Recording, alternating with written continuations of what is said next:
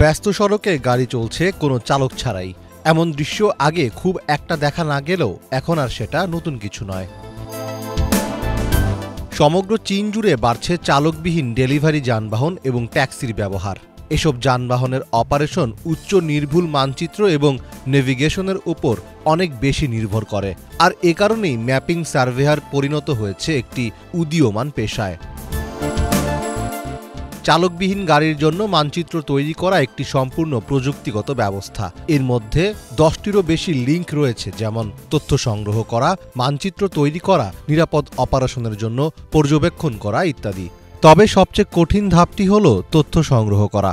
এই মৌলিক কাজটি সবচেয়ে গুরুত্বপূর্ণ, ফলে পেশা হিসাবে এর গুরুত্ব এখন আরও বাড়ছে। যদি কোনো যানবাহন ট্রাফিক লাইটের মুখোমুখি হয়, এটি স্বয়ংক্রিয়ভাবে নির্দেশনা বুঝতে পারবে, লাল আলোতে থামবে এবং একটি সবুজ সংকেত পেলে চলাচল শুরু করবে। জেব্রা ক্রসিংয়ে যদি পথচারী থাকে, তবে সময়মতো তাদের এড়ানোর জন্যও এটি থেমে যাবে। সঠিক ম্যাপিং এবং তথ্যই পারে এমন বুদ্ধিবৃত্তিক কাজ নিখুঁতভাবে সম্পন্ন করতে। এই খাতের সাথে সংশ্লিষ্টরা বলছেন, চালকবিহীন গাড়ির নির্ভুল ড্রাইভিংয়ের জন্য লেনের চিহ্ন, রেলিং এবং চিহ্নগুলোকে স্ক্যান করা হবে।